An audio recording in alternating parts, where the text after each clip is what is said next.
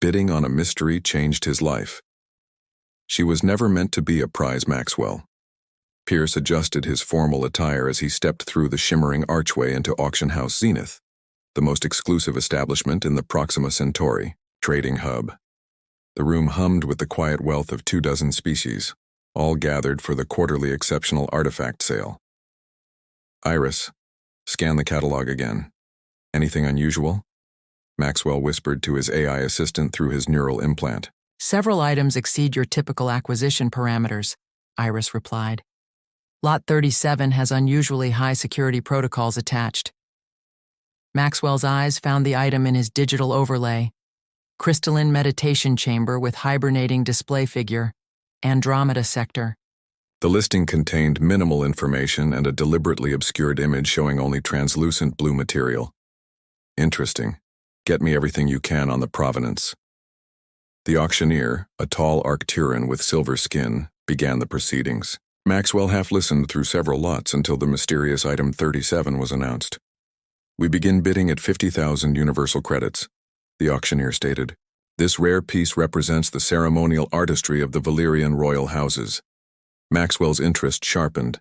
Valyrian artifacts rarely appeared on the market since their world had closed borders following political upheaval 2 standard years ago. Iris, Valyrians, weren't they negotiating with Earth for trading rights before their government changed? Affirmative. Negotiations ceased after the ascension of Regent Vorex Thale. Warning, bidding has begun. Maxwell raised his authentication rod. 60,000, a Centurion diplomat countered, then a Mentian collector. Maxwell continued raising, curiosity overwhelming caution. 200,000, Maxwell declared finally. The room fell silent. Sold to the human representative, the auctioneer announced with unusual haste. Madame Alicia Vorna approached him immediately after, her features arranged in a professional smile. Congratulations, Mr. Pierce. Your acquisition will be delivered to your vessel within the hour. I'd like to inspect it first. Her smile tightened. The terms specified immediate transfer. The artifact requires specialized containment. Maxwell frowned. That wasn't in the listing. It was implied in the security protocols. She handed him a crystal data key. Maintenance instructions. The hibernation feature is purely aesthetic. Quite an impressive piece of artistry. Later, aboard his yacht Antiquities Echo, Maxwell watched as 4 security officers delivered a cylindrical pod to his cargo bay. The containment unit was elegant, with pulsing blue lights along its seams. Enjoy your acquisition, Mr. Pierce, Madame, Vorna said. Remember, the display figure is integrated with the meditation chamber, a remarkable representation of Valyrian beauty. Something about her emphasis made Maxwell uneasy. After they departed, he circled the pod cautiously. Iris, scanning, pause.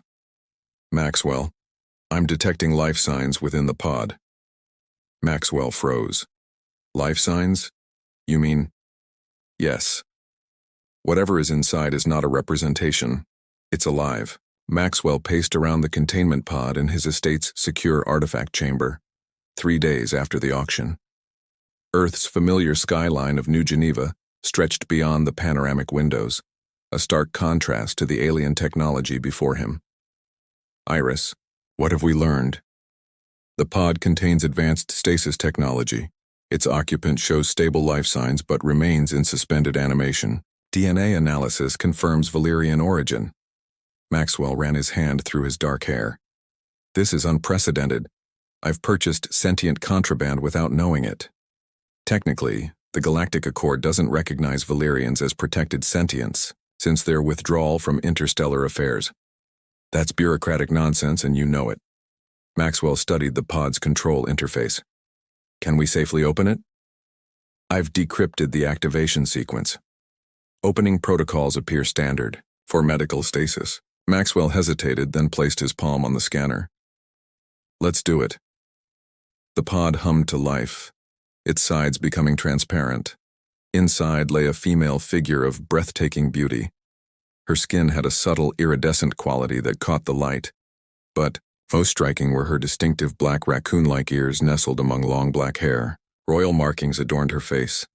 an elegant symbol on her forehead and two thin lines extending down from each eye. Heavy-looking chains wrapped around her arms and torso, connecting to a collar at her neck. "My God," Maxwell whispered. "She's royalty." The pod completed its awakening sequence with a soft hiss. The female's eyes snapped open, vibrant purple irises instantly focusing on Maxwell. In one fluid motion, she lunged forward, chains rattling as she reached the pod's barrier. "Vexus Athner column," she snarled, her expression fierce despite her captivity. Maxwell stepped back. "Iris translation?" "Working on linguistic patterns. Appears to be formal Valyrian dialect." The woman's eyes darted around the room, assessing, calculating. Her next words came slowly in heavily accented English. "You, new owner?" "No. I mean, this is a mistake. I thought I was purchasing an artifact." Her expression shifted minutely. Not mistake, deception. She straightened, dignity asserting itself despite the chains. "I am Solara Nixian, Royal Sentinel of House Valkyr. I'm Maxwell Pierce. You're on Earth, and I had no idea you were alive." Solara studied him, weariness evident in her posture. Earth, human world. Her chains clinked as she moved. "These restraints, remove them." "Of course." Maxwell approached cautiously, finding the lock surprisingly simple.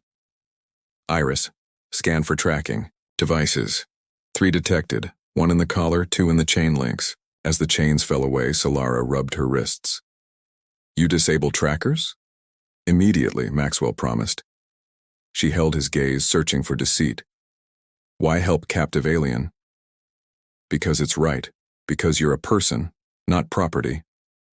Maxwell gestured, to his home. "You're safe here while we figure this out." "Figure out?" she repeated. "How to get you home." Something flashed across her features. Fear, quickly masked. "No, not home. Death waits there." "What happened to you, Solara?" Maxwell asked the following morning as she sat across from him in his study. She had exchanged her captivity garments for simple earth clothing that complemented her exotic features. She touched the royal markings on her face. "Betrayal happened. Throne stolen. My people suffer while I—" Her voice hardened. "While I became collector's prize. The Valkyr dynasty has ruled Valyria for 9 stellar cycles," Solara explained. "Our mandate comes from genetic resonance with our world's defense grid." Maxwell leaned forward, fascinated. "Your genetic signature activates your planetary defenses?" "Correct. Which explains why Regent Thale couldn't simply execute me." Her raccoon-like ears twitched with irritation. "He needed me alive but controlled, for emergencies where the defense system might be needed." "Until he could synthesize your genetic pattern," Maxwell concluded. Solara nodded, absent-mindedly tracing one of the royal marking lines that extended from her eye. "I was taken during the victory celebration. My guard captain, T.K. Krell, was presumed killed in the attack." Maxwell watched her control her emotions with practiced discipline. "I'm sorry," Iris interrupted. "Maxwell, preliminary research complete. Valyrian news broadcasts confirm Solara Nixian was reported dead in a tragic accident 2 standard years ago. Regent Vorex Thale assumed control as her designated successor." "Convenient lie," Solara muttered, her ears flattening against her head. Maxwell studied her. "What would happen if people learned you're alive?" "Civil war. My supporters would rally, but many would die." She met his eyes directly. "Why are you helping me, Maxwell Pierce? What do you gain?" The question caught him off guard. "Do I need an ulterior motive to help someone who was sold against their will?" Solara tilted her head, genuinely puzzled. "In my experience, yes, especially between different species." "Then your experience has been limited." Maxwell smiled. "Humans can be altruistic." "Altruistic," she repeated, testing the word. "Your language has many terms for emotional states we don't distinguish between." This intrigued Maxwell. How so? We recognize practical emotional categories: productive, destructive, and neutral. Your human distinctions between compassion, empathy, sympathy, these are academic to Valyrians. That seems limiting. Efficient, she countered, but her expression softened. Though I admit your approach has appeal. Maxwell felt an unexpected warmth at her admission. Her presence filled his normally quiet home with a vibrant energy that transcended species differences. May I? He asked, gesturing to the royal symbol on her forehead. Solara hesitated, then nodded. Maxwell leaned closer, studying the intricate marking. The proximity brought an awareness of her subtle scent, something like amber and electricity. It's beautiful, he said softly. Is it permanent? It appears at puberty, shows genetic purity. Her purple eyes held his, something unreadable in their depths. Your curiosity is different from others who have examined me. Maxwell withdrew, suddenly conscious of the line he'd nearly crossed. I apologize. No need. It's... She seemed to search for the word. Refreshing. The moment was broken by Iris's alert. Maxwell. Incoming communication from the Interstellar Affairs Ministry. Priority level urgent. They exchanged concerned glances. Their peaceful interlude was ending. Mr. Pierce, acquiring sentient beings regardless of circumstance violates multiple interstellar protocols. Ambassador Lena Reyes sat rigidly in Maxwell's living room, her gaze shifting repeatedly to Solara, who stood by the window silhouetted against the afternoon sky. I've already explained that I was unaware of what I was purchasing, Maxwell replied. Yet you haven't reported it. The ambassador's tone hardened. The Valyrian situation is delicate. Regent Thale has been making overtures about military partnerships with the Centurion Alliance. Solara's ears twitched. Partnerships that would threaten Earth's trading routes. Ambassador Reyes blinked, surprised by Solara's political awareness. Yes, precisely. And now you have me, a valuable political chess piece. Solara turned, her royal markings catching the light. What does Earth intend to do? Return me for diplomatic favor? Maxwell stood. That's not happening. You don't have authority, the ambassador began. She's under my protection, Maxwell interrupted. Unless Earth wants to establish the precedent that sentient beings can be treated as property. The ambassador's expression shifted. You misunderstand me, Mr. Pierce. I'm not here to take her into custody. I'm here to understand the situation. She looked at Solara with new respect. If you are who Mr. Pierce believes you are, your presence changes everything. After the ambassador departed with promises of discretion, Solara approached Maxwell. You defended me, risked your government's displeasure. I meant what I said. Maxwell met her gaze. You're not a bargaining chip. Solara stepped closer. Valyrians don't understand many human emotions but loyalty. Her hand reached up, fingers lightly touching his face. That we comprehend. Maxwell felt an unexpected surge of awareness at her touch, her scent enveloping him. That strange combination of amber and ozone that seemed uniquely hers. Your pupils dilate when I'm near, she observed. Your heart rate increases. These are attraction markers in humans? Yes, Maxwell swallowed. Interesting. Her fingers traced his jawline. Valyrians express attraction differently, but I find myself responding to human signals. Her ears, those distinctive raccoon-like appendages, shifted forward, a subtle tell he was beginning to recognize. Maxwell gently caught her hand. Solara, you don't owe me anything. I know. She stepped even closer. This is not obligation. The air between them seemed charged. Maxwell found himself leaning toward her, drawn by something beyond the exotic appeal of her alien beauty. There was a connection forming that transcended their differences. Their lips were inches apart when Iris's urgent alert shattered the moment. Security breach detected, surveillance drones surrounding the perimeter. They pulled apart as Maxwell, activated the security screens. Tiny metallic objects hovered at the edges of his property.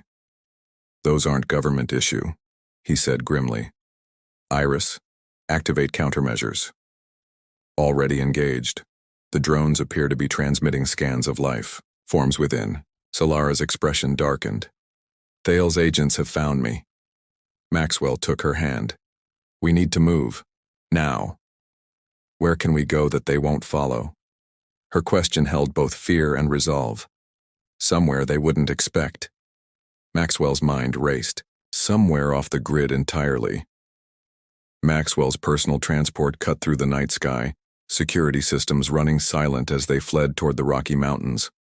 Solara sat beside him, tension evident in her rigid posture and flattened ears. "The auction house," Maxwell said suddenly. "They knew exactly what they were selling me."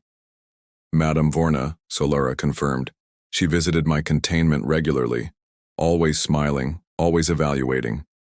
"Iris, access the auction house database. Look for communications regarding Lot 37. Working. Bypassing security protocols." After a moment, Iris continued. "Files located. Madame Vorna has been in regular contact with a buyer identified only as proximate authority. You were selected as a temporary custodian because of your collection's security and your predictability." Maxwell's hands tightened on the controls. "Predictability? Your pattern of acquiring and securing artifacts made you an ideal temporary vault. The original buyer needed 3 weeks to arrange secure transport to Valyrian space. They used me as unwitting storage," Maxwell realized. "And now they're coming to collect." Solara's eyes flashed with anger. "The perfect plan. If I escaped, your recapture would be simple on Earth. If not, they would retrieve me when ready." The transport descended toward what appeared to be a sheer mountain face. As they approached, a hidden hangar door slid open, revealing a cavern within. "What is this place?" Solara asked as they landed. "My contingency plan." Maxwell led her deeper into the mountain. "An old atmospheric shuttle I've been restoring. Off official records, completely self-sufficient." The space opened into a larger cavern housing a sleek spacecraft, clearly ancient by design but meticulously maintained. "You anticipated needing to escape Earth?" Solara asked. "In my business, it pays to be paranoid." Maxwell activated the ship's systems. "We'll be safe here while we plan our next move." Inside the ship's living quarters, Solara finally relaxed enough for her ears to return to their natural upright position. "You've sacrificed much for someone you barely know," she said. Maxwell turned to her. "I know enough." In the dim light, her royal markings seemed to shimmer. "What do you think you know about me, Maxwell Pierce? I know you're not just any noble." He stepped closer. "The defensive systems, the royal markings. You're the rightful ruler, aren't you?" Solara's eyes widened fractionally. "How did you—" "The symbol on your forehead." Iris found historical references. "It's worn only by the ruling sovereign." "Yes," she admitted quietly. "I am Sovereign Sentinel of Valyria. My genetic sequence doesn't just activate our defenses, it controls them." She looked away. "Which is why Thale couldn't kill me. Our planetary shield would permanently lock down." Maxwell gently turned her face back toward his. "Why didn't you tell me?" "Because everyone who knows becomes a target." Her voice dropped. "And because I didn't want to see you look at me differently." The implication hung between them, heavy, with meaning. Maxwell's hand lingered on her face, thumb tracing one of the lines extending from her eye. "I am looking at you differently," he admitted, "but not for the reason you think." The shuttle's lights dimmed suddenly as external sensors triggered. Something had found them. "Proximity alert," Iris announced. "Signature identified as Commander Dominic Hayes." Maxwell exhaled, tension draining from his shoulders. "Let him approach, he's a friend." Solara remained wary, her ears pivoting toward the sound of the outer door mechanism. "You trust this human with my life?" "Several times over." Commander Dominic Hayes entered wearing civilian clothes, but his military bearing was unmistakable. His eyes went immediately to Solara, widening slightly at her alien features. "You've got the whole department in an uproar, Max." Dominic said, extending his hand. Commander Dominic Hayes. And you must be the Valyrian noble I've been hearing whispers about. Sovereign Sentinel Solara Nixian, she responded, studying him carefully. I wasn't expecting Sovereign. Dominic shot Maxwell a look. You've outdone yourself this time. It wasn't intentional, Maxwell began. Never is with you. Dominic placed a secure data drive on the table. Earth intelligence has been monitoring Valyria since the coup. Thal's been making agreements with Centurion militarists. If they gain access to Valyrian defense technology, Earth would be vulnerable, Solara finished. Thal would grant them passage through our sector to bypass your defenses. Dominic nodded grimly. We've been looking for leverage, and now, quite literally, it walks into our hands. Maxwell bristled. She's not leverage. She's a person. A person who happens to be the rightful ruler of a strategically critical world, Dominic countered. The ministry wants to offer assistance in exchange for certain assurances once she's restored to power. Solara stepped forward. I need no diplomatic euphemisms, Commander. If Earth helps me reclaim my throne, I will grant favorable trade terms and deny your enemies passage through our space. Direct. I like that. Dominic smiled. After Dominic left with their agreement, Maxwell and Solara stood in silence, the reality of their plans settling between them. Tomorrow we leave Earth, Maxwell said quietly. Are you certain about this alliance? Yes. Solara moved closer, her iridescent skin catching the light. But there's something we should address before we proceed. What's that? This. She closed the distance between them, her lips finding his in a kiss that started tentative but quickly deepened. Maxwell's arms encircled her, pulling her against him as the kiss intensified. Her body felt both familiar and alien against his. Warmer, with a subtle vibration beneath her skin that seemed to resonate through him. When they finally separated, her purple eyes were luminous in the dim light. I needed to know if the physical compatibility matched the mental, she said softly. And? Maxwell's voice was rough with desire. Solara's ears tilted forward in what he now recognized as pleasure. Highly compatible. Her fingers traced the line of his jaw. On Valyria, royalty must choose consorts carefully. Politics and pleasure are inseparable. Is that what I would be? A consort? You would be whatever we choose to make of this. Her expression grew serious. If we succeed. 3 months later, Maxwell stood at the great window of the Sovereign's Tower, gazing out at the crystal city spread below like a jeweled tapestry. The successful restoration had cost them much. He bore an iridescent scar from the final confrontation with Thale, but they had prevailed. Admiring the view? Solara's voice came from behind him. He turned to find her in informal regalia, her royal markings complemented by ceremonial adornments that emphasized her status. Yet when she smiled, he saw only the woman he'd come to love. It's everything you described, he answered, and more. She joined him at the window. The Council has accepted Earth's proposed alliance. Commander Hayes seemed pleased. They should be. It's a fair arrangement for both worlds. Solara's ears twitched with amusement. There's another matter the Council approved today. She took his hand, her expression growing serious. They've created a new position, Earth Ambassador to the Sovereign Court. Maxwell raised an eyebrow. Let me guess. I've been nominated? Appointed, actually, by sovereign decree. Her eyes held his. It keeps you here with official status if you want it. Is that the only reason you want me to stay? Diplomatic relations? Her ears tilted forward as she stepped closer. In Valyrian tradition, the sovereign's chosen ambassador holds another title as well. One more personal. And what title is that? Maxwell asked, though he suspected the answer. Consort. She placed her hand against his cheek. Partner, equal in the private chambers if not in public ceremony. Maxwell drew her into his arms. I accept both positions, though I warn you, I may need extensive cultural training. We have time, Solara whispered against his lips. A lifetime, in fact. As they sealed their agreement with a kiss, the crystal spires of the city seemed to pulse in approval, the light of an alien sun casting rainbow patterns across their embracing forms. The human collector and his most precious acquisition, who had, in truth, collected him,